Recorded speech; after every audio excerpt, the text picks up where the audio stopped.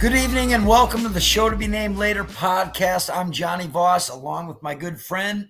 Noah Stoerzinger, how are you? You're down on Kansas City time again, right? We are. However, it's the same time as you. So I know that was the whole joke. Okay, so I haven't seen you in a couple weeks. We actually went out and shot some video at Target Field, home away from home for some, and it was our first experience going out and talking to folks, interviewing different kinds of folks, friends, enemies.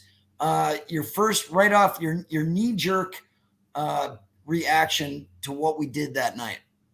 I thought it was phenomenal. We got to post a lot to social media. Seems like people really enjoyed the conversations that we had, the things that we did. It was our highest amount of views on anything we've posted for our young show, which was really exciting. We got to meet a lot of really cool people, I think, especially mustache guy. I can't remember his name, but some really cool people. The Raleigh Fingers guy. Yeah. There you go. Yeah. Yep. But yeah, met some really cool people. I think you did a great job. And yeah, it was really fun. Well, thanks. I've been out of practice. However, first I'm going to ask you, so this is your first time like editing this kind of stuff. Like how hard was that to edit all this footage? Like we shot like 2.5 hours of footage, and then you've got to try to figure out how to do that. You've never done that before. Was there differences with like audio play compared to the video that we shot? Like before, Marty always had the camera, and you were mic'd up and it went straight to the camera, but you had these two like lumbering guys walking around with a big camera, where I was like shocked at how basic it was. But then again, was it hard to figure out audio, video, just editing in general? I mean, I will say I am no expert by any means. Like you said, I've really never done this before. So I'm not a professional at all, but technology has made it so simple now compared to what you guys had to do back in 02, 03. Because like you said, I mean, I literally had my iPhone and we had some couple cheap mics from Amazon, and that's all you really need now. Had some issues with the audio. I think just because it was a loud place and some cheaper mics, but I mean, thought it was good. We'll work on that. Is like we're infants right now, like it was fun. I thought it was good. Yeah. Okay. So now I am going to ask you, I watched the finished piece, I believe on YouTube or TikTok or something like that. And there was one interesting thing that you left out, I thought. So we had met three guys, Mark, the guy from Belarus, Phil, and Aaron, I believe his name was, Teabag or something like that. Okay, so there was one thing that stood out in that interview, though, was as we were talking, he said, "Oh, I remember you. You had a show years ago after Saturday Night Live." And I was like, wow, that guy just gave us one of the biggest endorsements. Like, because no one remembers me. Like, probably like 5 years ago was the last time someone went, "Didn't you used to do a show on something?" And that guy just served up a slow pitch softball to us, and it never made the cutting room floor. Trust me, I know exactly what you're talking about. It was one of my favorite pieces. However, just like I can show you the clip of our first interview that we did, but that microphone that we had, for whatever reason, literally cut out. There was absolutely no audio, and I'm so pissed about it because literally the moment he mentions it, the audio cuts out. The audio cuts right back in. It's a Marty Weatherall right there. So, and the only reason I bring it up, so here's the deal. I ended up, actually, I got that guy's number, and I went out with him and the guy from Belarus, Phil. I went out with Phil, Mark, and his sister Kim, and we went to dinner the other night. great place, the Apostle Supper Club in St. Paul. Anyone likes food, the place is fantastic. Free promo, Apostle. Woo. Okay, so ended up going out with them, and we were talking, and Mark, or as he's known, I guess, on the streets, Perm, said, "Man, I told you about your show from 20 years ago, and it never made the cutting room floor." And I was like, "Yeah, I got to ask Noah about that." So, anyways, and I'll give this to Mark and Kim just lost their mom, so rest in peace, Gangster Mary. Gonna throw that out there, but yeah, that's why I brought it up. Yeah, I mean, trust me, it is. It's still in here. But I mean, I couldn't do anything. So we're gonna get him on the show though, because it'll be even better. So right on, man. All right, okay. So let's see. I know what I want to go to next. Okay. Anyway, unless you have anything else you want to say about the experience at Target Field. So we went to the Padres game, and you made a prediction, and we'll get to that maybe a little later. mm-hmm. You said we're going to take 2 of 3, which we did. But anything else you want to talk about that whole experience, about being a cameraman, an editor, an audio guy? Let's keep Jonny down on the beers kind of guy. Like anything else you want to talk about that experience? You didn't even have that. I mean, I had more beer than you did. 2. I had 2. Yeah, I had 4 that night. So I don't know. I beat you there, but no, it was super fun. Super fun to meet everyone. And I think based off of popular demand, like that is something we're going to do a lot more. I think it's fun to get out in the street and just talk to fans. I mean, this is a show for the fans, right? So really, I mean, that, like you said, we're not journalists. We're just here to give our opinions and hear what the state of Minnesota, the fans' opinions are on their teams. And I will say that the fans that we met, both bad and good, and what I mean by that is Padre fans and Twins fans, we're all baseball fans, so we're all good. But it seemed that we were well received. You know, we didn't have any hidden agendas. We just want to go out and talk baseball, pretty much, right? So there was one guy, I don't know if you noticed, in the background with the Padres interview. Yeah, I think we took his seat or something. His feet, right? I think we took his seat, and he was just standing there like looking at you the whole time. Like he was kind of pissed off. All you got to do is say, "Hey, I want to talk." You know what I mean? Yeah. We can talk about bikinis in France. I don't care what we talk about. Like it should be, I think, sports related, but anyone wants to talk, that I have no problem with that at all. Absolutely. Now, can you talk quick about, we were looking for, I think it was our second interview at that point. We saw someone with a Joey Gallo jersey in the walk-in beer cooler. Do you remember that? Oh, it's so sad. What did he say? They had no idea about baseball at all. So there was no conversation at all. Like I tried so hard. It was the first Joey Gallo shirt I saw. The guy didn't even know who he was, nor where he was, and what team he was watching. So you couldn't even, I don't know. I can't even comment. Like, we'll just call that guy Biff, because he had no idea that he was at a baseball game. So it was pretty sad. What do you remember about that?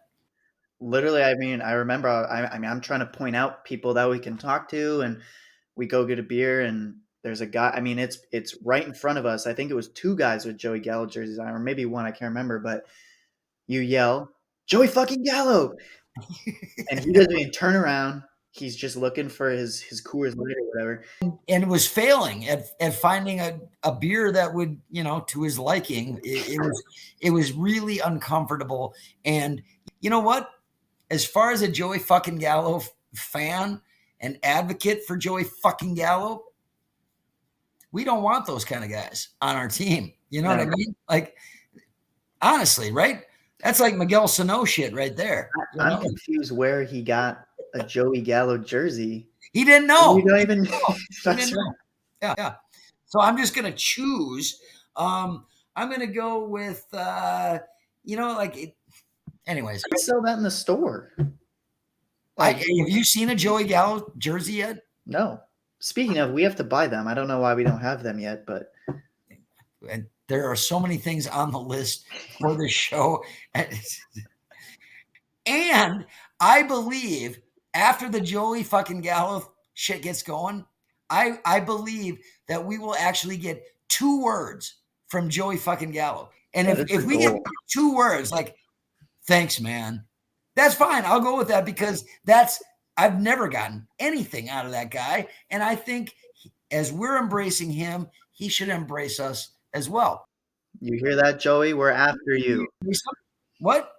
I said, we're after you, Joey. Right. I don't think New York or LA embraced him. No, we love you. Can you here. really be embraced in Arlington, Texas? No. Okay. So, all right, we're going to move on. I've been wanting to bring this up for more than 2 weeks. Okay. And then everything blew up. Okay. So I'm going to go with Domingo Germán from the New York Yankees. You please set up the Twins versus Germán in Yankee Stadium. Set that up the way you remember it. So, if I remember, I think it was about a month ago. If I remember, Domingo Germán was in like inning number 5, and the guy was absolutely shutting us down, right? The guy's ERA has been over 6 or whatever his past other starts. Just been a mediocre pitcher kind of his whole career, but he comes into Yankee Stadium. I kind of like him. But go ahead. Until now, but go ahead. Twirling a gem, right? Really cool. The stats on him was his spin rate was crazy up that day on all of his pitches based off of his other starts. So obviously, when you see your spin rate is up by quite a bit, that raises some eyebrows, right? So I believe that he had some sticky stuff or some rosin on his hands. He claimed rosin, right? But okay, keep going. Sorry. Well, I mean, from what I remember, Rocco had brought it to the umpire's attention, and the umpire, all he had done was basically asked him to wash his hands, so he washes his hands, and I believe he came out again with the same stuff with the same stuff on his hand, right? And the umpire just told him to wash his hands again and get it off. So, I mean, he was warned twice. And to my knowledge, the whole reason of MLB cracking down on the sticky stuff was that it's a one-time, you're done. They check your hands after every inning. And Rocco ended up getting tossed in that game, right? Like that should. I mean, I applaud that. Right. I mean, you should. Right. That's ridiculous. I don't know how you allow that. Fast forward to. Okay, no, let's fast forward because there's something I want to throw in there before we fast forward. Okay. Mm-hmm. So only a few days later, Max Scherzer got suspended for 10 days for the same same thing, right? Now, my question to you is, we know Scherzer can be kind of a dick, right? Or yes or no? Is that a true statement or no? I would say it's hard to say because when you're one of the best pitchers in the game and you're just super competitive, I think that can come off. That's what I was asking. Is he kind of a dick? Yes. Okay.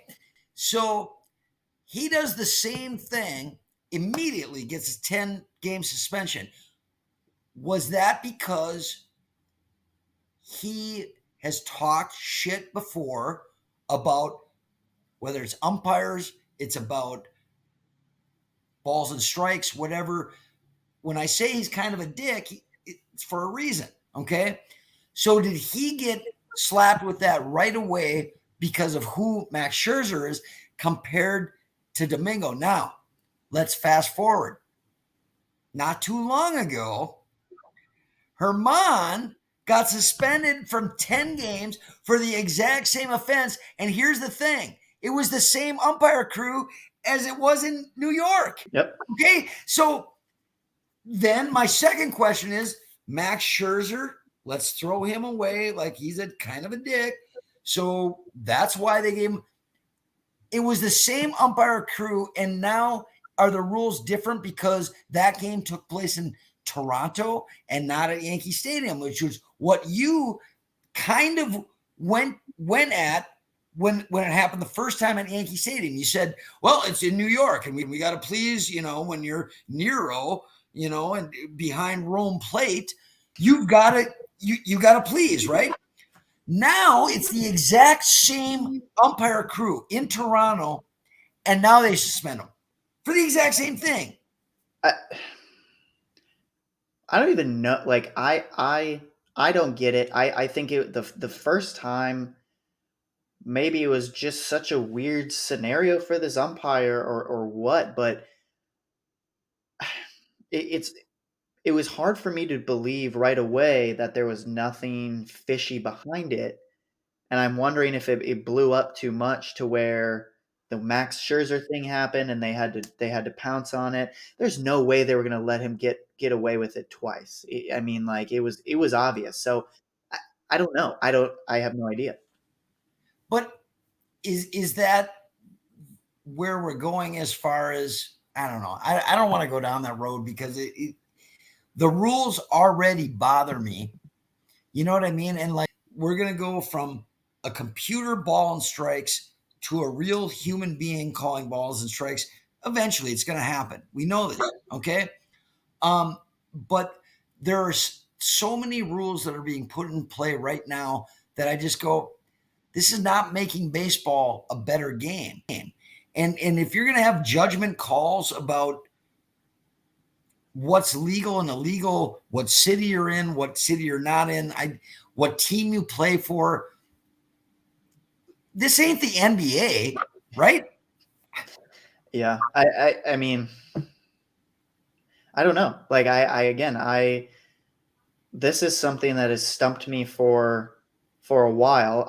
I don't know what your thoughts are or your um I don't know what the word is, but I don't know what your thoughts are on the whole sticky stuff. If you think that, do you think pitchers should be able to use it in a league now where do you think the hitters have the advantage? Do you think the pitchers have the advantage? I mean, I don't know what are your thoughts? I I don't know enough about it because I don't understand how, if you're gripping a ball, I don't know. Obviously, I understand physics somewhat, that enough sticky will give you exactly what you need, whether how you flick your wrist, whatever.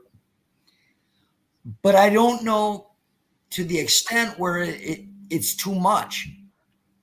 You know what I mean? Like if you put too much sticky on your hand, wouldn't that mean the ball would stick to your hand and you would not be able to know how it's gonna come off your hand if it's too much? So how do you grade the level of, and I don't even know what they put on there.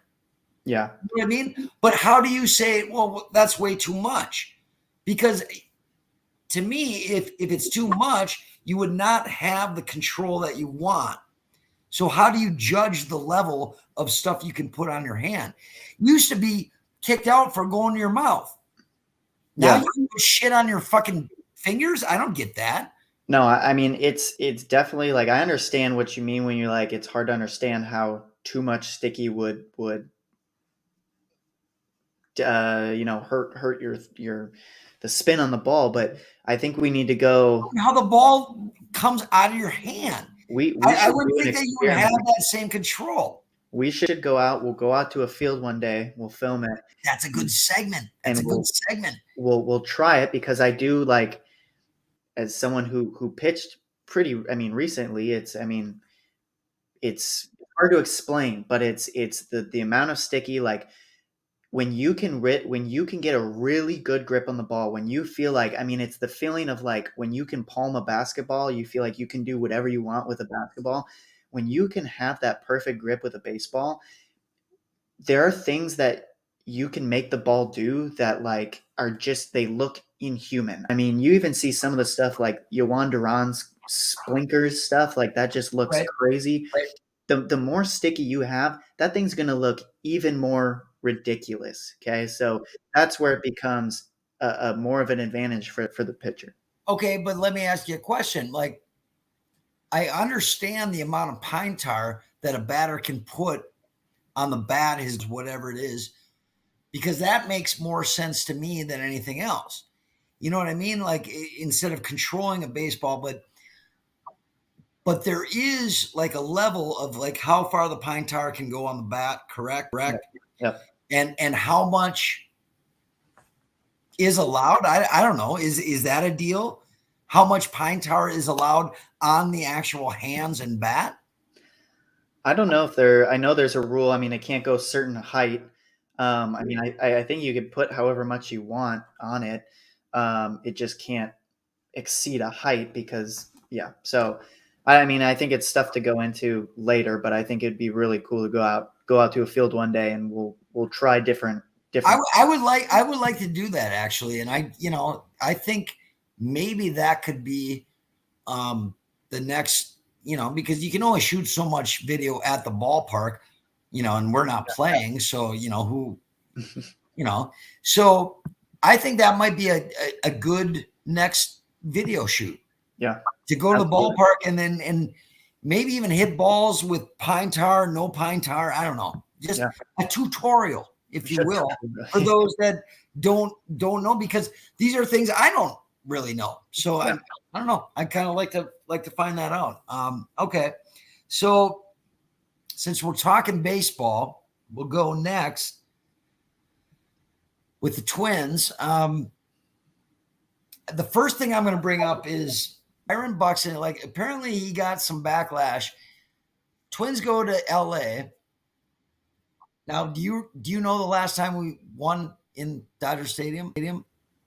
I did not see that stat. What was it? I Was it believe like 2006 or no, the last time we beat them was 2011.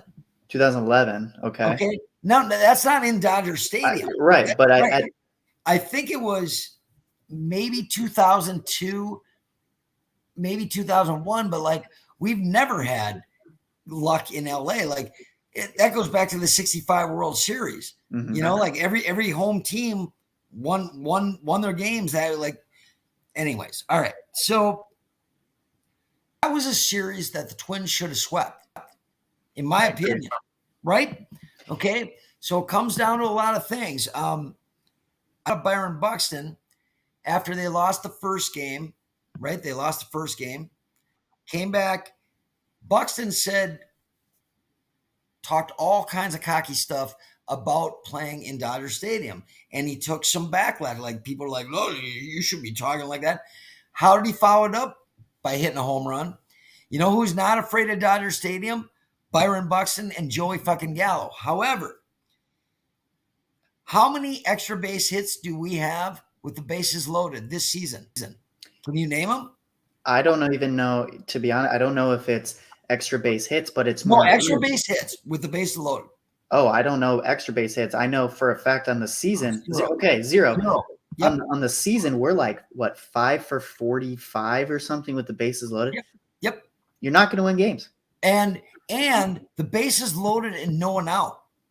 So you're talking about every time we get the bases loaded with no one out and somehow get the bases loaded without hitting the ball, you get the bases loaded, no one out, and it's usually strikeout, pop up, strikeout, strikeout, strikeout, ground ball.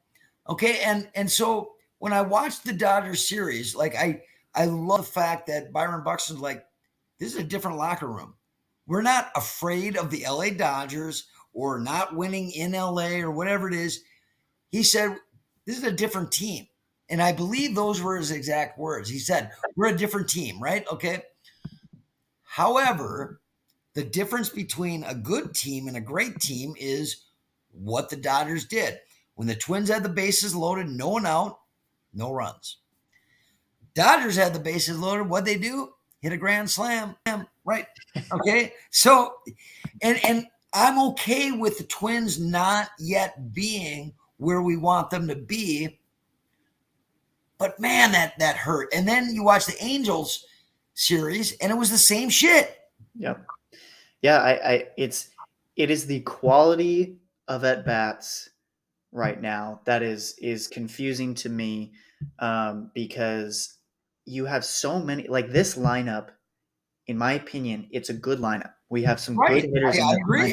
lineup, and it's just that's why I just love baseball though, because things just don't they're not always going to go how you want them to go. I mean, you could build the best team ever on paper and sometimes it's not going to work. And that's why it's baseball to me is the toughest game in the world Okay. because And I'm going to piggyback on that. So why y'all don't like Alex Kirilloff? well, hey, hold on. No. Nope. I'm going straight at you right now. Why you don't like Alex, man? I don't know if I ever told you I don't like him. I was You weren't sold on him. I That's what wasn't you sold. said. Yeah. I was concerned about his health, as I think you still should be. If you're concerned about Byron Buxton's health, you should be concerned with this guy's wrist. Get to that But in a minute, but let me tell you right now, man, this is a guy that the Twins lineup needed because I don't know how many other games. Not that we've won a ton since he came back, but I don't know how many more of those games we dude, would have won. I just went to a Twins game the other day against Chicago where he hit two bombs. Right? Like it just No, it's great. It's what but we needed. And we always knew that he was a hitter, pure hitter. we did. But you weren't sold on him, so Well, I was nervous about the guy's injury history. The at bats he was putting up in years prior just it didn't look good. Now it was the same thing with me and Nick Gordon coming up through the minors, who was just touted prospect and right. couldn't. It just didn't seem like he was figuring it out. And he comes to the majors, and he's a fun guy to watch. I mean, he's struggling a little bit this year, but we'll get to that in a second. yeah. But I mean, I love to see what Alex Kirilloff is doing right now for the Twins. Okay, yeah, I'm saying, man, like, dude has had such good at bats. Like not every at bat, but it's Major League Baseball, so you don't every. But what I've seen since he's gotten up here is, I've just been pleased, very, very pleased. So you got to be like really excited about this core that the Twins are building right now. I think with Kirilloff, I mean, you have Correa in there in the infield, and then you look at Brooks Lee coming up, who just is killing the minor leagues right now. Now, wait a minute, though. Okay, let's get to minor league talk in a minute. Unless you want to go. Okay, Royce Lewis too. I mean, you've got. I know. That's it. Yep. Okay, let's get into it then right now. Okay, because I just talked to a guy who's like, no, my brother was in St. Paul the other night, and Royce is killing it, dude. Like he saw him hit 2 home runs in the same game, and he's like, first home run, it was a home run. Second one was over right field, like over right field. And I hear Royce is just killing it at AAA. Is that confirmed? He is mashing at AAA right now. Right. This guy is now. I mean, when he came up to the majors, I think there were a lot of question marks. I wouldn't say he proved himself at the major league level, but he came out and absolutely killed in the majors. He was super fun to watch. Gets hurt, it's tough, but he comes back from this injury through the minor leagues. This guy's the real deal in the minor leagues. How excited are you to watch Royce play, man? Like I've been so like in his corner and just go give him some time. Oh no, he's hurt. You can't do it. I am so excited to just be able to watch this guy play because I think Royce is the kind of player that the Twins need in a clubhouse who goes, I'll do whatever you want. Whatever you want me to play, I'll play. If I suck, I'll tell you I suck. If you need a cheerleader, I'm going to rah, rah, rah. I love this kid and I want to see him do well.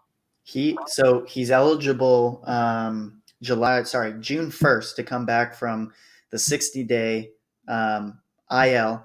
That's why he's not here right now, right? Because they put him on the 60 and it hasn't expired yet. So that's why he's not in Minneapolis, right? And he now I'm all for kind of building him up a little bit because his injury was a pretty big one.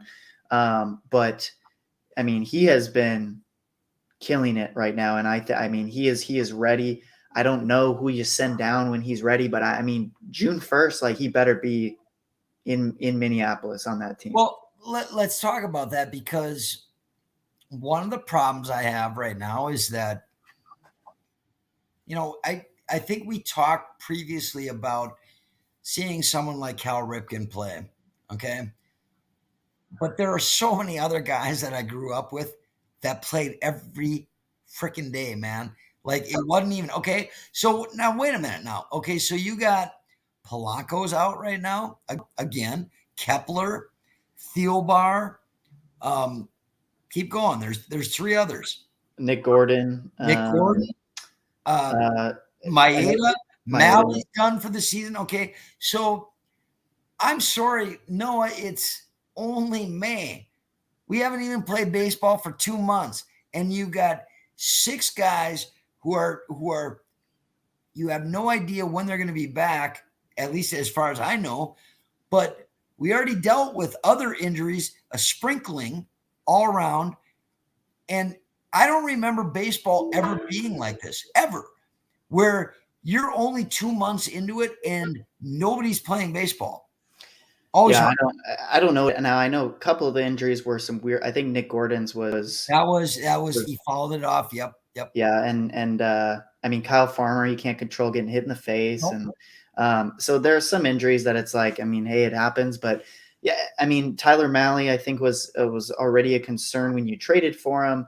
Kenta Maeda, I mean, I feel for the guy. His arm just, I don't know if it's ever Right. if it fully Where recovered. does Maeda fit with the Twins right now? Because here's the thing, man. Like, I felt bad that Bailey Ober didn't get a call north, and I've said that before. And I was like, nope, it's going to play out because this is the Twins, and they're going to be hurt.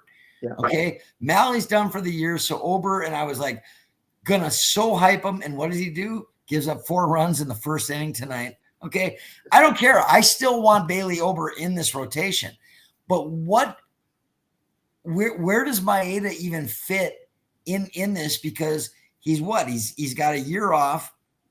He's obviously not healthy in any stretch. So where do you? Because I'm okay with Varland too. I know, and that's like, I think Varland. I mean, it's fun to see the pitching pipeline that the Twins have. It feels kind of like the Cleveland Indians of the past, where they just, any guy they pulled up, man, he was just right. great. But I think Maeda, I mean, Cleveland of the old. I'm sorry, not anymore. Yeah. Okay. He's gonna come back, and the Twins are gonna try to make him a starter, because I mean, I know he wants to start, and I feel for the guy, but I think his arm has 1 inning in him per game, and I think he needs to come out of the bullpen, for a bullpen that has sucked. I would have rather Ober started the season on the rotation and Maeda come out of the pen. And if Maeda came out of the pen, would he be healthy right now? I mean, it's possible, and I think you see his stuff, the starts that he has pitched. I mean, he'll give you 4 innings, 5 innings, whatever, and you'll see the stuff kind of just decline every inning. So that's why I'm like, hey, if you throw him 1 inning and he's giving you his all, and he can pitch every other day or something, I think that's a benefit out of the bullpen, for a bullpen that has absolutely sucked this year. So, by the way, we're gonna get to that in a second. Twins have 3 hits going into the 8th inning tonight. Sorry, man, you can't win games when you don't hit the ball, and that's what I'm going to get to next. Is our starting? I just saw a stat on this recent road trip. Starting pitching went 2-1, and I believe relievers went 0-4 or 0-3. I'm sorry. yeah. The relief pitching had as many walks as the starting pitching in 6 games. Why is Angel Pagan still on this team? Emilio Pagan. I'm sorry. I was thinking of Emilio Pagan, Giovanni Moran. It's Griffin Jax has struggled too, and Thielbar's he's hurt too. Bam. Well, you mentioned him, but Thielbar will be nice when you get back. I mean, a guy who his ERA is under 2 right now, and you kind of need him as a lefty out of the pen because right now you're kind of counting on Giovanni Moran, who sucks, can't throw strikes. I think the only bright spot. Are you telling me you know more about the minor league, like even the St. Paul? Like I follow the Saints, but not maybe like you do. There is no alternative to Pagan right now because I don't want him in St. Paul. I want him out. I think there is. I don't know what it is about Emilio Pagan and Rocco Baldelli, Felvey, whatever, because they have it's like this love that they have for him. They can't give him up because the stats on him are the advanced stats of, oh, he has really good stuff. It's going to be good. But the guy can't throw strikes. He can't get outs. And I don't know why they consistently think he's still a major league pitch. Even if he is, if he goes out somewhere else, succeeds, fine. But now, get him off the team. Exactly. Get him off the team. Because I would rather pitch Jose De Leon right now than Emilio Pagan. I'd rather give Cole Sands some opportunities, give some guys some opportunities, because we saw Brock Stewart come up and the guy hasn't given up a run yet. Why have we not used Brock Stewart? We've used him a little more. I think the guy has good stuff. He has some control issues and he's had to get out some jams, but I think he's proven himself enough for a bullpen that is tough, man. I do. I like Brock, dude. I do. And with Pagan, I don't honestly, I don't know how that guy's got a job right now. And it's I don't know if he has some dirt on the front. Maybe pictures of Rocco's cousin's former roommate, but it's terrible because every time that Pagan comes in the game, I go, the game's over. It's done. It's done. And it's much like what I'm talking about tonight. The Giants score 4 runs right away, and I'm like, well, we can't hit the ball. So I guess that means turn it over to WWE wrestling. I don't know, because we're not going to, and it's 4-0 in the 8th inning right now. So you know what? I don't want to talk about them anymore. Now you talked about, you have an idea. You don't want just like 2 guys talking sports all the way across the board. You actually want to do something else than just go to the field, talk to people, then come back and talk about how bad Minnesota sports are, but we love them so much. You have an idea about what the show wants to do, right? Can you? Yeah. Well, we're gonna this podcast. I think we want to introduce some segments to kind of introduce some new flavor to some of our conversations. Obviously, I know all of you would love listening to us for an hour and a half, but we want to give you some dedicated segments on certain things. And if you guys have anything, let us know of things you want to talk about. But are you cool jumping into a first segment? Yeah. All right. Well, I'm curious. I don't know. I'm still watching the Twins, so go ahead.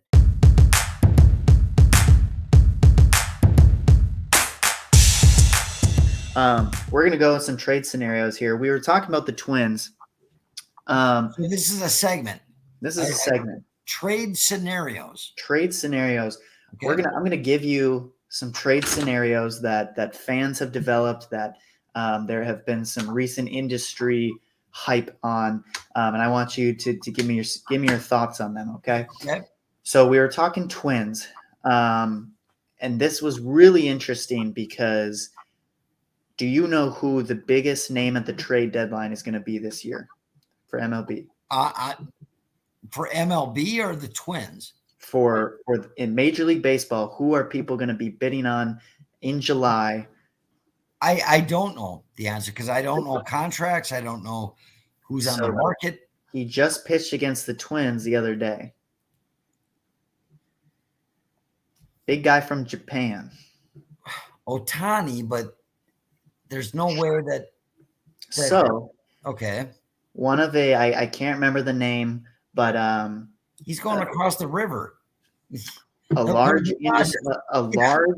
a larger presence in the baseball industry has come out and said that the Dodgers, the Yankees, and the Twins are the potential top 3 teams going to be bidding for Shohei Ohtani.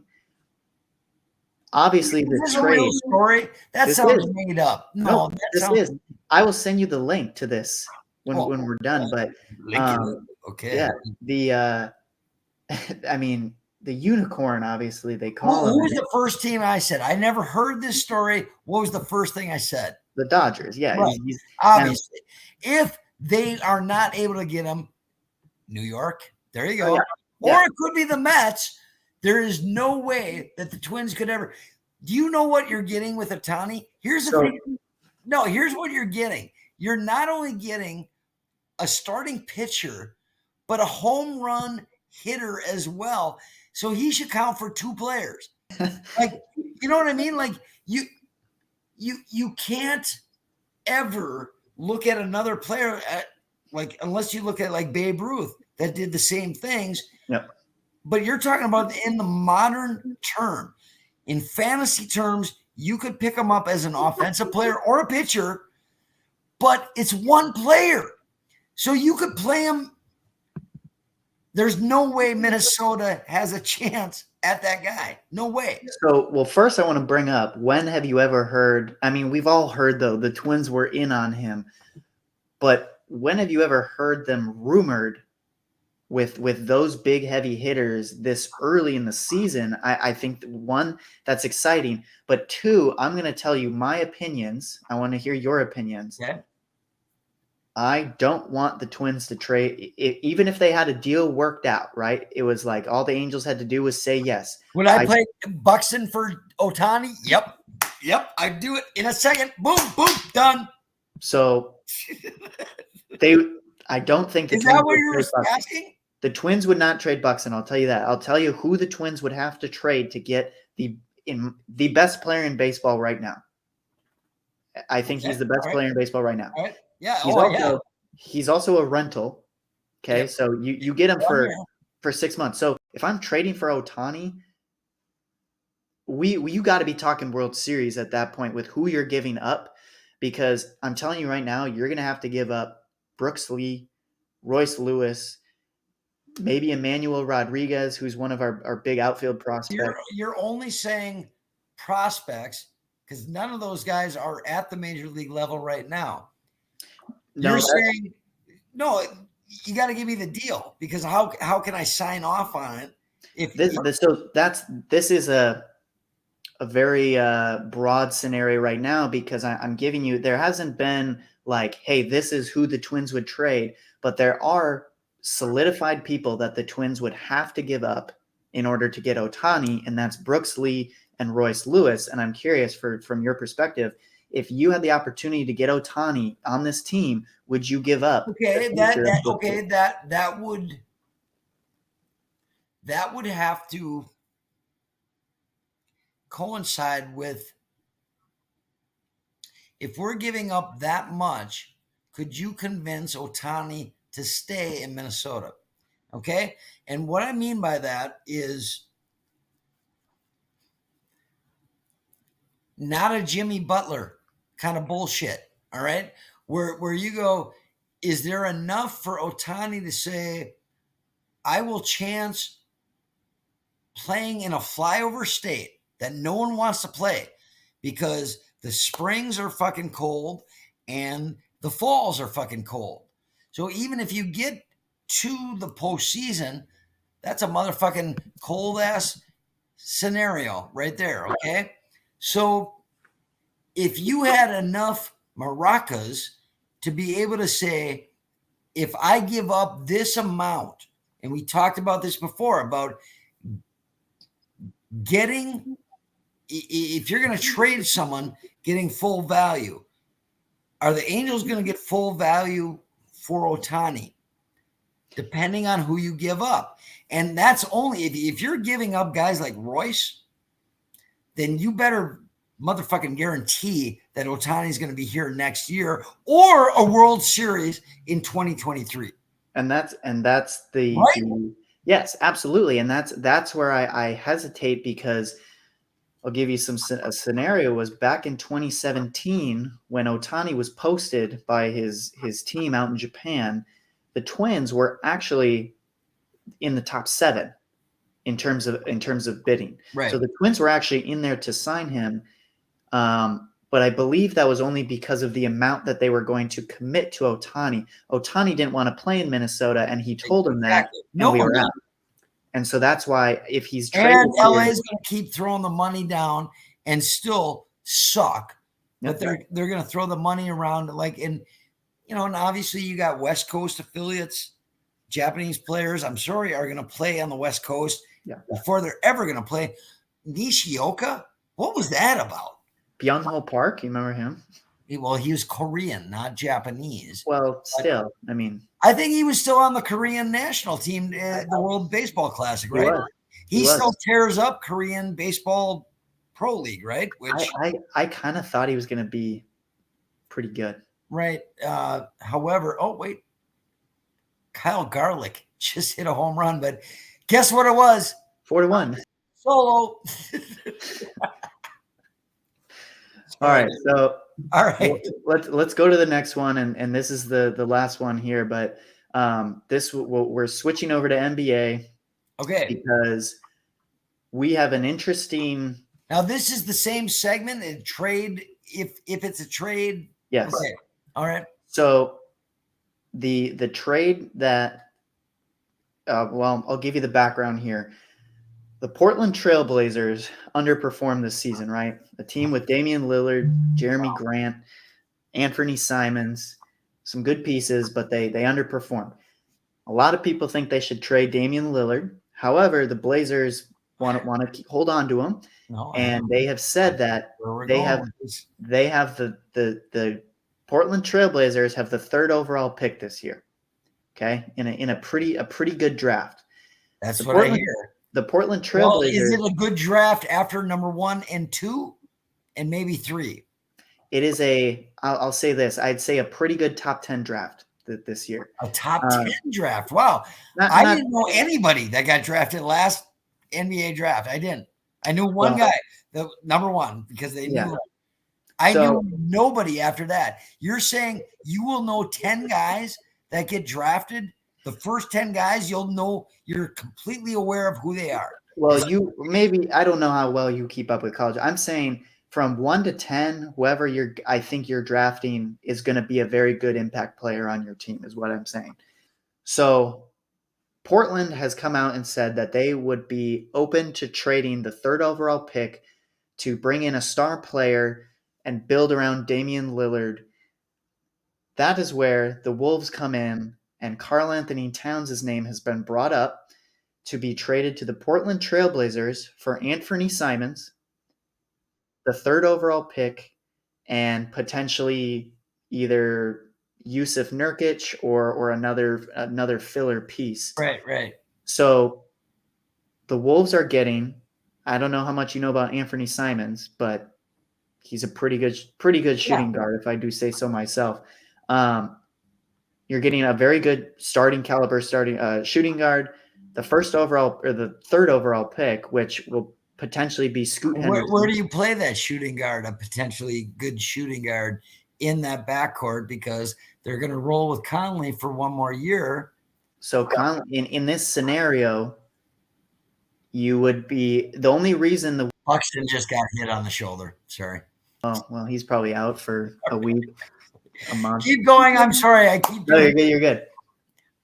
The only reason the Wolves would potentially do this, I don't know if you've heard about Scoot Henderson. Yep. I know very much about Scoot Henderson. Yep. Very, very good guard, combo guard. Yep.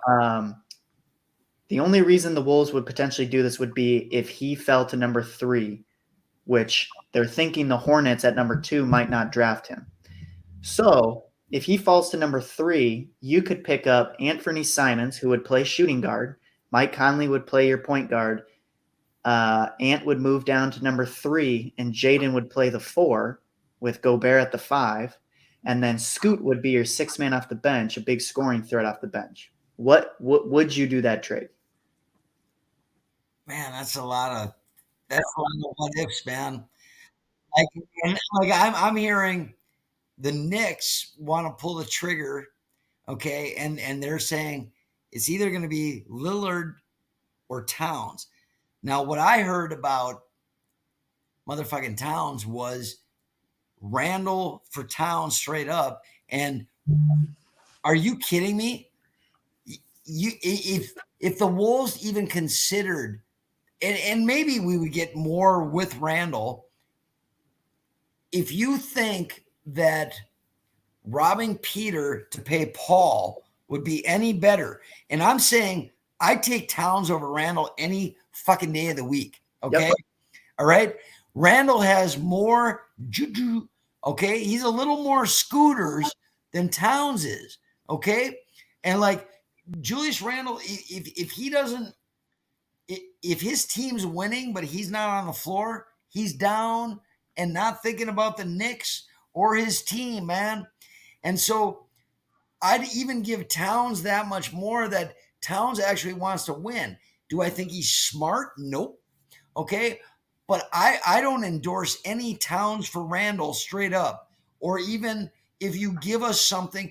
And if you're the Knicks, if you think Karl Anthony Towns is the thing that we were close this year, but all we needed to do was add Karl Anthony Towns, and then we're gonna beat those Miami Heat. Nope, not gonna happen, man. Okay, so I guess I would favor what you said with the Portland deal, but that's a lot of ifs. If they sprinkled all those things into that deal, I don't want to do any deal with the Knicks. Okay, no, right? They have no pieces. You deal with Afghanistan. No, I don't want to deal with the Knicks at all, man. If you look at like what the Knicks have to offer, I mean, you're getting Julius Randle back. Maybe they throw in, I mean, Derrick Rose, but I mean, I don't need Derrick Rose. No, and they don't really. Maybe RJ Barrett. If you gave me RJ Barrett potentially, but RJ might be another Wiggins in my opinion. And I at this point, like I don't need to recoup all the first round picks we gave up. I would want an impact player or a younger player back in return, and that's why this Portland deal to me is interesting because Scoot in a year where there's not a 7-9. Scoot is a baller for sure, man. Like I like him on my team. In a year where there's not Wembanyama as number one, Scoot probably goes number one in all these drafts. Right. And I think Scoot has the potential to be someone with a mentality and a skill set of Anthony Edwards. Can you imagine having both of that on your team and comparing that with Jaden McDaniels? You know, you would have Anthony Simons as well, who's just a bucket getter. I think that would be quite the well-rounded team. I mean, you move Jaden to the 4. I think Jaden would be fine at the 4. I think it would pair better with Gobert at the 5. You'd have the opportunity to potentially re-sign Naz Reid, who I think the Wolves need to re-sign this year. So that's why I think it's interesting. I don't know how far you get with Towns on this team anymore. And I think right now. Do you think he's gone for sure this year? No. And that's because they have to still try to catch us to believe that Gobert and Towns are going to work, right? That's the whole point of trading a kingdom and your daughter for Gobert, right? So you have to think that they got to go, we got to try it one more time. I'm sure they do, but to me, when you look maybe 3 years down the road and Cat's value, I mean, it's hard to say what his value is going to look like, but I feel like trading him now, you're going to get more bang for your buck than 3 years down the road. And I think his value even more so 2 years ago. And that was the reason that we thought that he was going to be this guy that would lead us in. Like, I don't think he's leading us to shit. I really don't. And so I think I got to agree with you on that maybe now's the time to pull the trigger, but they're not gonna, because they have to prove to the Minnesota Timberwolves fan that the reason they traded for Gobert was because these guys are going to be the Twin Towers, right? Yeah. And are going to do it. It's not going to happen. So, yes or no, the Twins or Timberwolves, Portland deal happens, yes or no? Would you do it? If there are no other options, I would do it. But I just don't think it's I don't think it's feasible right now because I don't think Tim Conway is going to go that route. I don't think he's even going to entertain it. I think the only way the Wolves deal Towns is if it is a too good to be true, an offer you couldn't refuse kind of deal. And I don't know if what you posed with that Portland deal, I don't think that's an offer we couldn't refuse kind of deal. I really don't. Speaking of NBA, so I just read this article. I believe it was an LA writer that talked about. So the Lakers are in Game 4, right, tonight against Denver, down 0-3, and said, well, you know what? If Angelo Russell, and I don't call him D'Angelo Russell because there's no D in that guy's name at all. If Angelo Russell doesn't play tonight, we might lose him. So who cares? Right? Like, okay, you understand? Okay, so I'm going to keep going with this. One of the reasons why I can't watch the NBA any longer is because you have all these egos that come out and say, plus the game sucks, but these egos that come out and say, I'm just going to pick and choose where I go to try to win a ring, and I'm not going to do it. And I bring up like the Brooklyn Nets, right? Remember, Steve Nash isn't our coach. We are all the coaches. How long did Nash last? November? Is that when he was fired, right? Okay. Is Brooklyn relevant right now? Sorry. Okay. Yeah, Mikal Bridges, but that's about it. Right. Okay. You have Anthony Davis who forces his way out of New Orleans and says, I'm not going to do it. Okay. I'm just going to pick where I go. And hopefully he gets edited out of this NBA playoffs. Okay. Look at Kawhi Leonard. He had a whole country riding on his back, and he goes, nope, I want to go try and win it somewhere else.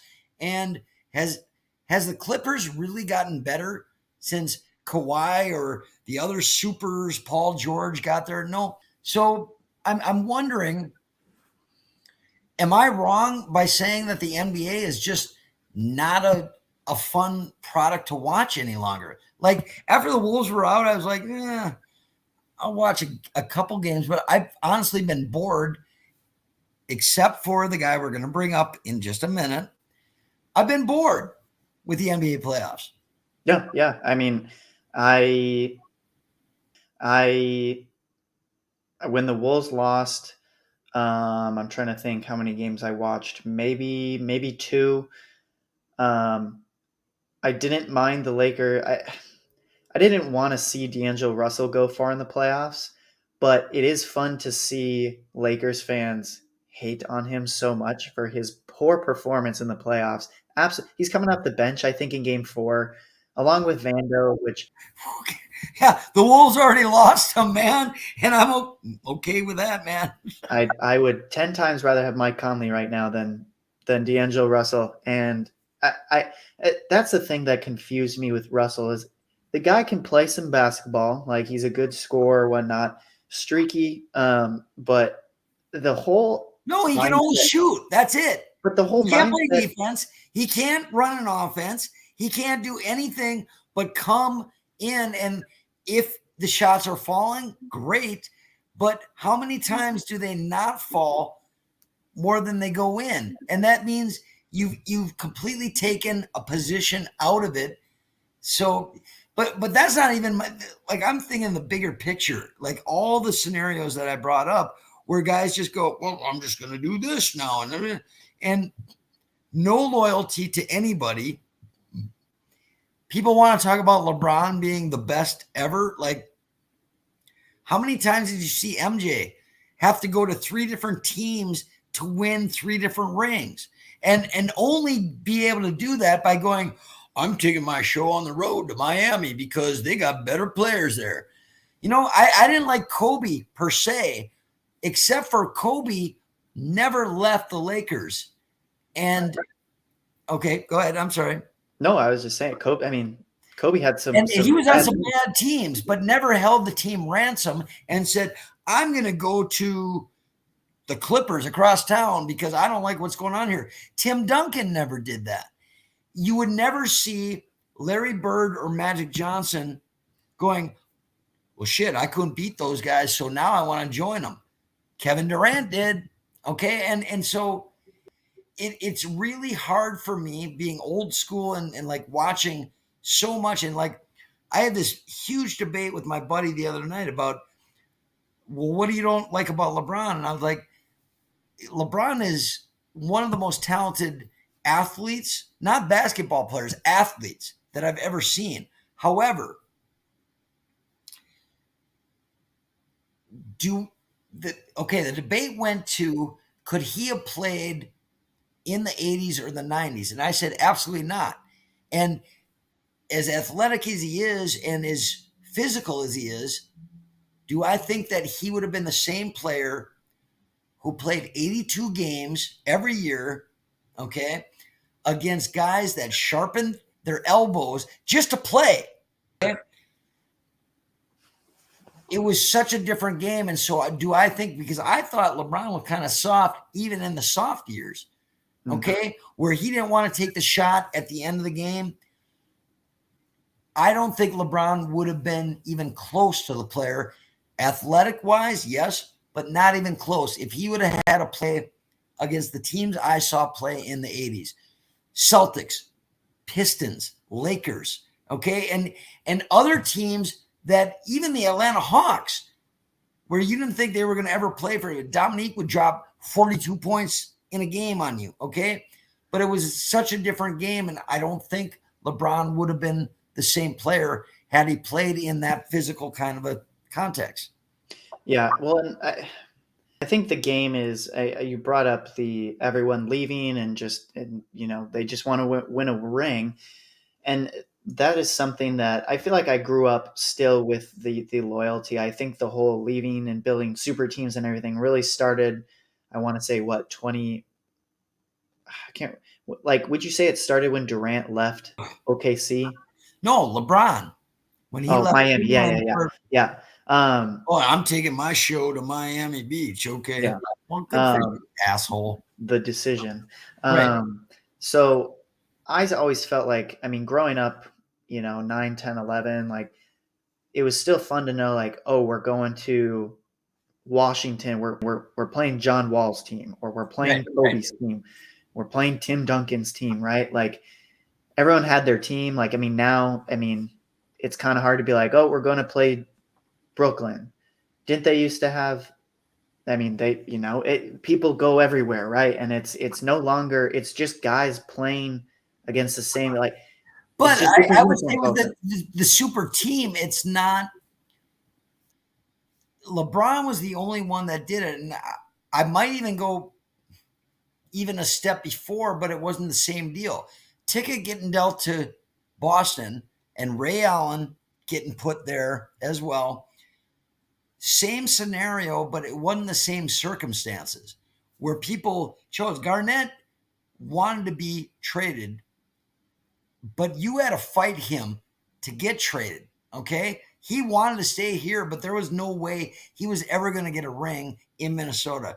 And I think maybe the best move the Wolves ever did was allowed him to go somewhere where he could get a ring. Trade. It wasn't that Garnett said, I'm going to go to Boston because that gives me the best chance to win. Same with Ray Allen. It wasn't that team wasn't put together the same way that LeBron's team was in Miami. Or what Durant, he went to Golden State, but it wasn't the same kind of deal. He tried that act elsewhere and it never worked anywhere else. He only won a ring because he had to go somewhere to get that ring. Yep. where I looked at Durant like that motherfucker could get a ring anywhere he played. Oh no, he couldn't. I'm sorry. So he did the same thing that Karl Malone tried, Gary Payton tried back in the day that didn't work out, so to speak. But you see all of these super teams trying to function, and they don't. The Clippers tried it as well, and it doesn't work, and it doesn't make me want to go. I want to be a Clippers fan, or I want to be a Lakers fan, or I want, if any team is doing it the right way right now, it's the Miami Heat. Do you know any of those motherfuckers except for Jimmy Butler? Well, a little bit, yeah. I mean, but I think that's to your point, though, is why I enjoyed the Milwaukee Bucks championship so much. I don't know what your feelings on that were, but a team that, there really wasn't any super team stuff. You drafted Giannis, he becomes a star, he stays with you, you put some pieces around him, and you build it old school, and you win it old school. Right. Okay, talking about Miami, this was one that, so I told you I had dinner the other night with Perm or Mark that we met at the Twins game, and we were talking. I was like, Eric Spoelstra, Hall of Fame coach, right? Yes. No, and that's my question. Like, would you consider Eric Spoelstra a Hall of Fame NBA coach right now? Right now, yes. I mean, I saw that on Twitter actually I think it was today actually, I think Eric Spoelstra, I mean, probably best coach in the NBA right now. I mean, Popovich is a legend, but I mean, he's got a bad team, but yeah, so it's definitely, like, I mean, the teams that he has coached and the talent that he has developed has been insane, and it's cool And to he see was a that. video coordinator. Like he was watching fucking shit on VHS. Okay, no, then that's a true story. That's how I believe that's how old he is that he was watching stuff on VHS. Only if he wasn't a guy that worked like, I coached Stony Brook High School, for 2 years, and then I went on to Presbyterian College, and then I got a job at Seton Hall as an assistant. Like he was a video coordinator, became a head coach. He got a gift with LeBron, but really, like I got a lot of respect for Eric Spoelstra. I really do, and what they're doing right now only backs up what I'm saying. Oh yeah, and I have some respect for Pat Riley up there for not firing him last year when they fell short. Because if you look at all these other teams with some great coaches, they fired them. Right. The Suns, the Raptors. I mean, these are good coaches, and one of them, I think it was the Suns coach, Monty Williams. I think had the highest win percentage of the past decade in the NBA, and they fired him for not being able to win with superstars. And I mean, I don't understand why coaches' leashes are like 2 years right now at this point. Someone asked me if now that should be a segment. Like, what if, right? Like, I have that on here. I told you. Yeah. Okay, so a buddy of mine just said, what if Doc Rivers became available to the Timberwolves? And I'm not gonna bite on that because I'm gonna say what I want to say next. But what if, Noah? What if Doc Rivers became available and you could trade in right now? You could trade in Doc Rivers for who's the guy that we got right now? Chris Finch. Oh yeah, Chris Finch. I'm sorry. Okay, go. That's your question. What if he became available, would I trade out Doc Rivers for Chris Finch? Yes, No, that's the no, what if. no, and only Okay. because Yes, and I agree. Why? he can't win. He hasn't won with how many different teams, man? That's my family. That's my family right there. Noah he's not a Voss, but he's my family. Yep. Keep going. I'm sorry. The guy has had now. I mean, I just said. I mean, obviously there are great coaches that haven't won with good teams, but this guy has coached how many MVPs? He's coached some great teams for years and years and years, and he's never been able to make it past a certain point. Some of his teams just are dysfunctional, and I don't understand some of his. I don't like Doc Rivers very much, and I just don't think he would lead the Wolves to winning. I think Chris Finch is better with the players, and I would rather stick with Chris Finch. Okay, so what if part 2? What if Doc Rivers became available, the Wolves hired him over Chris Finch, and Doc Rivers could get you not only out of the first round, but could get you into the Western Conference Finals? Then we can take him. So you're saying if we hire him, you're saying like, no, this is a big what if. No, sure. But I'm saying like you're saying what if they hire Doc Rivers, he gets us to the Western Conference Finals? What if Doc Rivers got us past the first round in 2 years that he coached here? So the next 2 years, the Wolves got out of the fucking first round, which they've only done once in the history of the Wolves. Would you do it? What if? There it is. Oh, that's tough because I don't like Doc Rivers, but at the same time, for a franchise as bad as the Wolves, man, the Western Conference Finals, how cool would it be to see us in there, man? Right. Like I think. Oh, and man. would you take that if you knew in 5 years that the Wolves would get to the Western Conference Finals and lose? Would you take that over this perpetual hope that Chris Finch or A-Rod or anybody that has anything to do with the Minnesota fucking Timberwolves, could you even get you past the first round? You know what I'm saying, right? Like, this is a big what if. And I like this segment. I want to keep it. So are you saying, because before you said 2 years, now you said 5 years? No. I'm saying, okay, let's say that Doc Rivers gets you into the second round in 2 out of 5 years, compared to 5 years of Chris Finch or whomever going, we might make the playoffs, but you never get out of the first round. What would you rather go with? I mean, right now, I itch for a longer Timberwolves playoff series. So I think I would probably, if you told me he was going to lead me to the playoffs multiple years and get me past the second round, I think I would have to go with Doc Rivers. But you knew you would never win a world championship with him. Yeah. I mean, if you were telling me, yes, it's going to happen, then yes, I would say, yes, I would take it because winning is fun. Now, obviously, losing at that high of a level sucks, but I would still enjoy the winning and the course it takes to get there.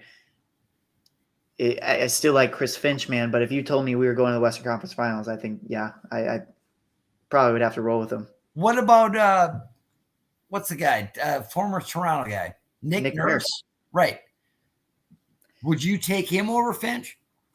Right now, people are hating on Chris Finch. I like Chris Finch. I don't not like him. Right. Does that make sense? I think right now, Nick Nurse over Chris Finch. Right now, I think I would still take Chris Finch. Is not Nick Nurse probably the most fashionable pick as far as all these NBA jobs that have opened up, right? Like, well, would you not think that he is probably the most sought after? Oh, I think Monty Williams is probably for the Suns. Monty or Nick Nurse right now. Actually, what I've seen, I don't know if you saw who the Raptors just interviewed. JJ Redick. Did you see that? Really? Yes. I don't think he would become a head coach. I don't know if he wants to. I think he's got a good deal going on right now at ESPN, but That would be kind of interesting, not gonna lie. Do you think that pro sports are lowballing with who they are hiring as head coaches? Like, so the St. Louis Cardinals, my other team, is terrible right now. They're starting to play a little bit, but they hired a 34-year-old kid, like maybe the youngest in Major League Baseball. No, not maybe the youngest, but at least the youngest as far as Cardinals history, who does not have enough time to understand the Cardinals way. Okay. Um, how old is the Boston Celtics coach? 34. Are you going too young? Are you shooting the bar too low and going, well, he can really relate to these guys because he's their age? And like, no, I don't respect you, motherfucker, because you're in the same shoes I was in. You know Yeah, what I mean? yeah. You understand my question? Yeah. Because I mean, it's interesting when you look at the youth movement right now of coaches, and it's really the younger coaches right now. You also have to look at the trajectory that the sports are moving in, and that's a lot of the advanced stats, analytics stuff. Those older managers, those are older coaches, not necessarily. You look at like a Tony La Russa, right, for the White Sox. Not a big analytics guy. Didn't do very well with Chicago, and the younger guys are able to get these advanced stats a little more, like you said, relate with the players. But I think it's really about picking the right guy because, I mean, for one, Ryan Saunders, young guy, young coach, analytics guy, but um, maybe No, we always worked know what he well with got. the players. Worked well with Well, the we players. know why he got that job, No, though. He we was not. do. Yes, but to my point is, um, I think it would have been interesting. For example, you see like, what if like Nelson Cruz became a manager? I think Nelson Cruz would be a great manager, to the point where if you're a young guy, Yeah, but Nelson Cruz is older than I am right now, right? Like, and still well, playing Major League 40, Baseball. he's So, 41, but to your point, hiring a 34-year-old manager, I mean, it's only a, what, 6, 7 year difference.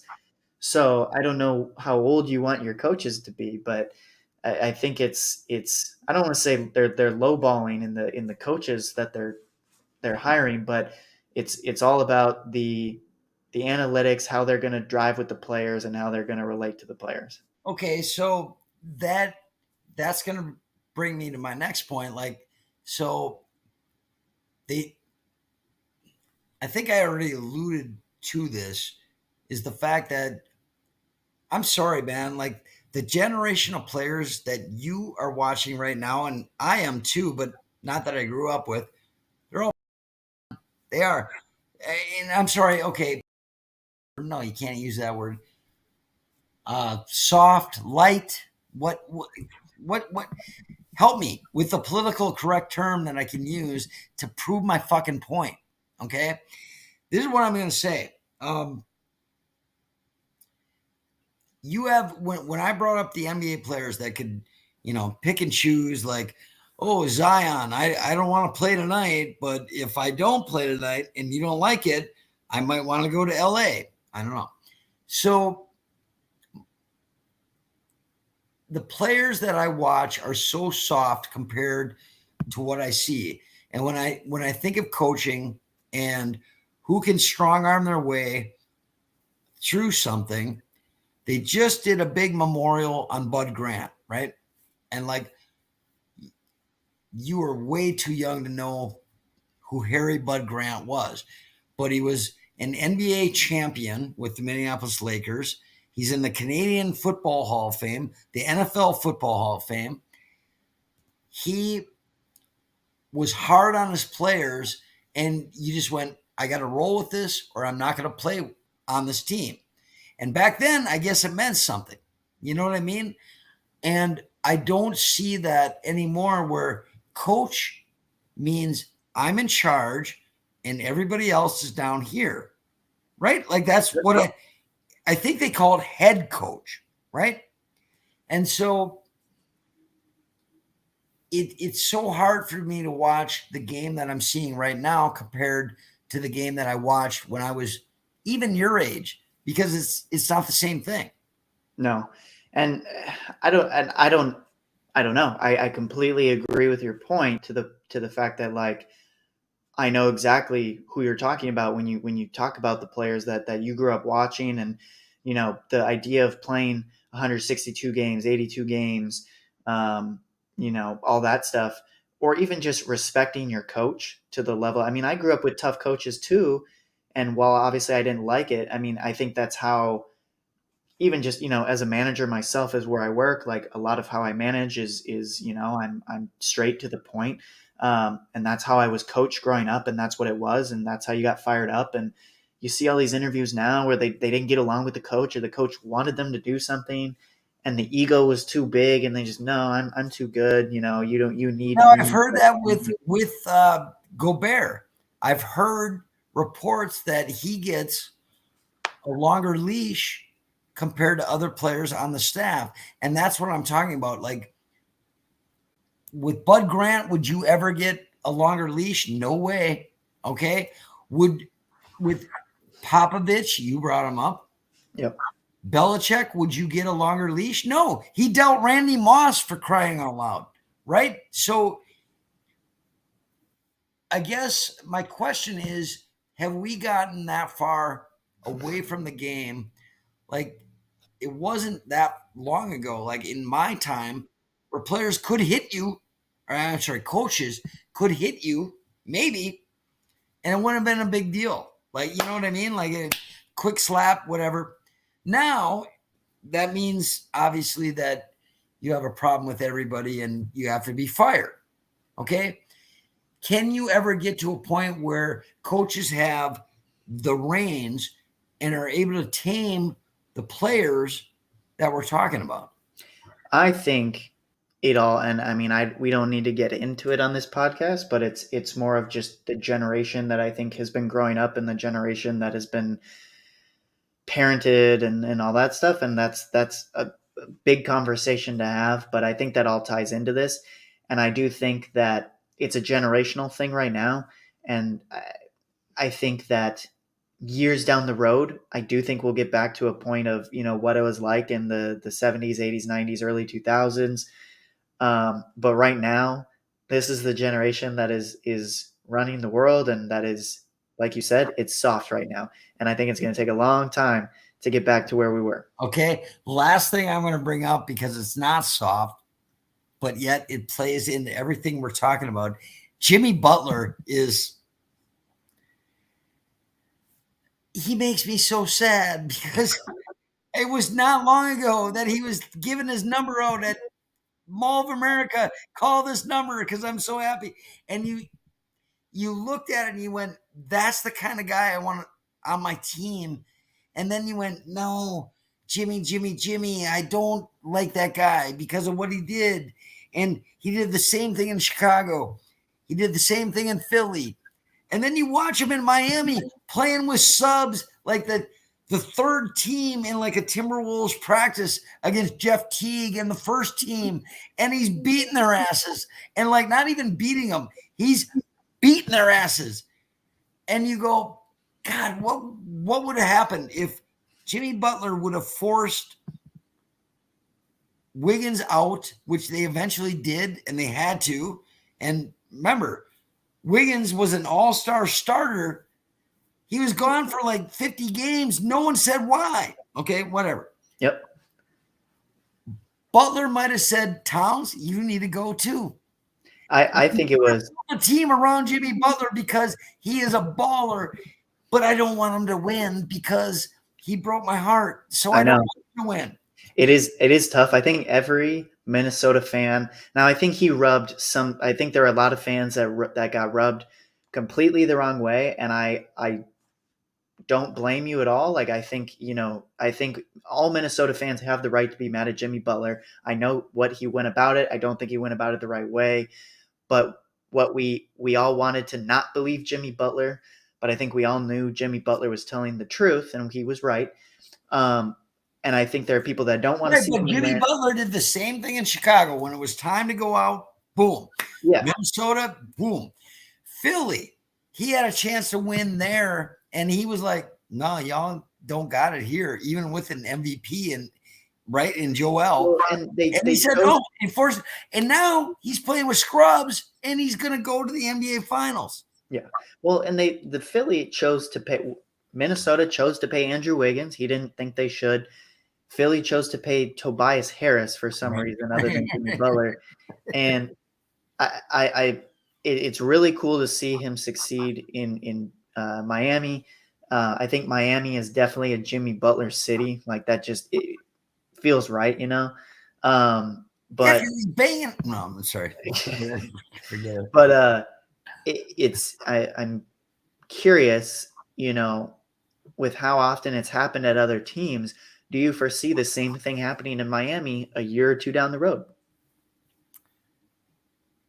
I think if Miami does not win the NBA championship this year, and I don't think they will, I think Denver.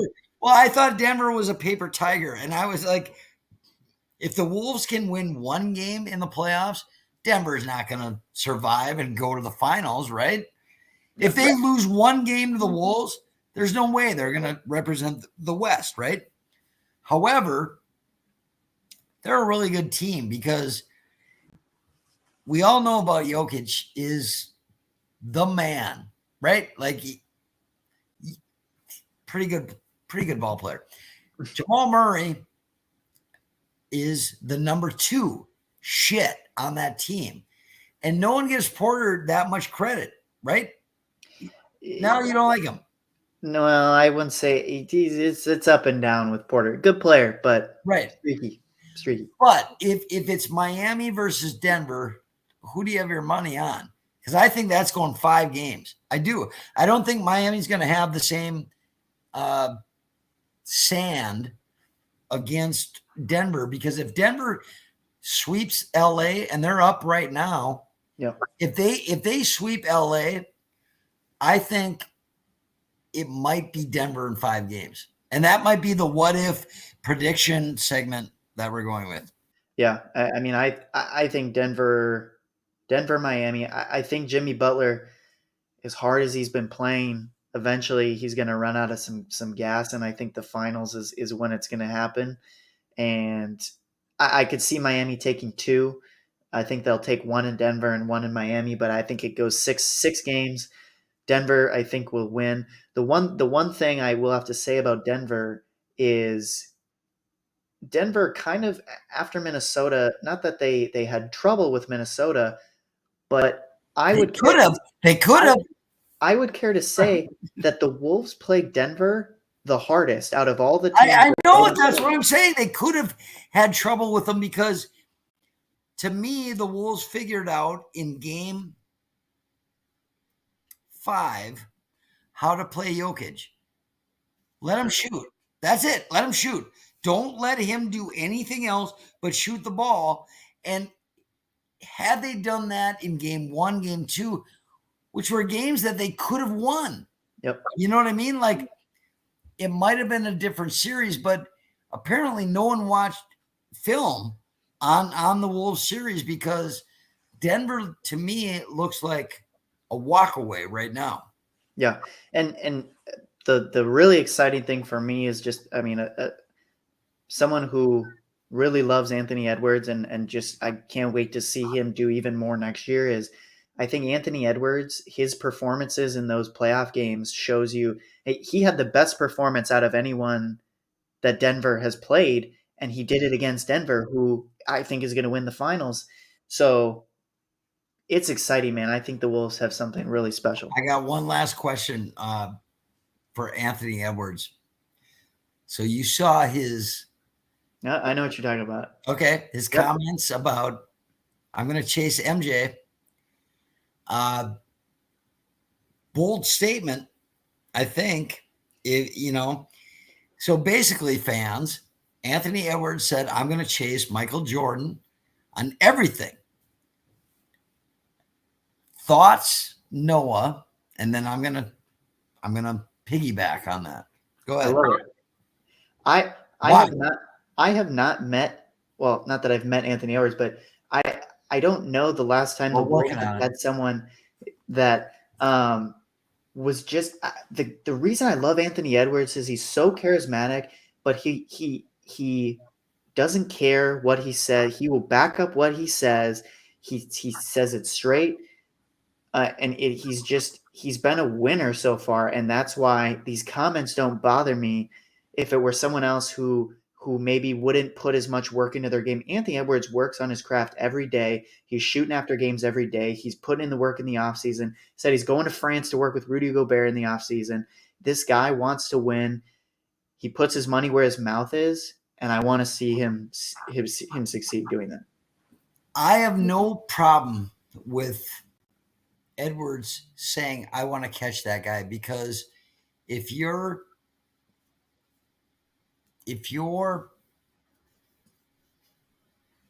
what you hope to be in your career is this high, and we're talking this high, all right? There's no way he's going to catch MJ. And he said that. No way I'm going to do it. However, I like someone that says, this is what I want to do. Okay. And, Towns can talk all he wants to do, but it's not the same. It's just not the same thing, right? Like it's not the same statement. And so for Edwards to say that, like, you got LeBron thinking he's the same as MJ, not even close, in my opinion. All right. But if you got a 21-year-old kid that says, I want to try for that, and he's on my team, Ant, go get you some, right? That's the cool thing. I mean, this guy can now just legally drink a beer, which is super cool. And this guy, the cool thing about him is when he talks, he backs, like I said, he puts his money where his mouth is, where he comes out every year. He gets better every year. And when he tells you what he wants to work on, for example, the guy said his first 2 years, he was not a very good defender. And he comes out and says, I'm working on my defense. I'm going to be better at my defense. This year he was an above average defender. And you felt good at it. You believe that he wants to get better, not because I want to sit out 10 games this year or 20 games, or I want to, I honestly believe Anthony Edwards wants to play the best basketball that he can. And at least right now, he's on the Wolves. So I'm going to take that, man. And honestly, compare yourself to anybody. I don't care. Just go get yours, man. You know? Oh, but Scout said he didn't care about basketball. So I don't know. Well, that's right. That's right. Seems like he cares to me. So yeah, right. Okay. I mentioned the Vixens tonight, right? I did not. I don't think so. Okay. So I want to mention this. There is a women's professional football team in Minnesota called the Minnesota Vixen. I believe they've been around for a while. They played in the national championship last year, lost, but it was on ESPN. Great. I have a coworker that I used to work with, plays on that team. I think they're fighting for a championship. If we're talking Minnesota sports, go Vixen, because they might, apparently only the women are able to get a championship in Minnesota. Yep. Since 91. So I'm gonna cheer for them. So back to women. We love it. All right, man. For Noah Stoerzinger, I'm Jonny Voss. Show to be named later podcast. Had a blast tonight. Thanks, Noah. A lot of fun talking to you tonight, and I'm guessing we're gonna have a lot to talk about in the next week. Yep, absolutely. Thanks for watching, everyone.